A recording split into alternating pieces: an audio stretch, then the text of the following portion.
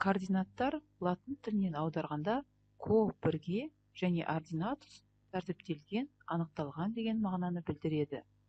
Демек, жазықтықтағы кез келген беттегі не кеңістіктегі нүктенің орнын анықтайтын сандар. Жазық фигураны сызбастан бұрын координаттарды анықтау алгоритмін жасап алайық. Жазық фигурада белгіленген нүктелердің орналасуын анықтау үшін алдымен көлденең сызық бойынша бірінші координат нүктелерін табамыз.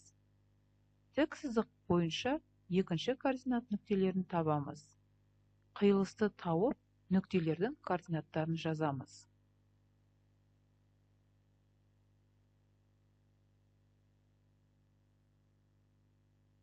Нүктелердің координаттары 3В, 10Г.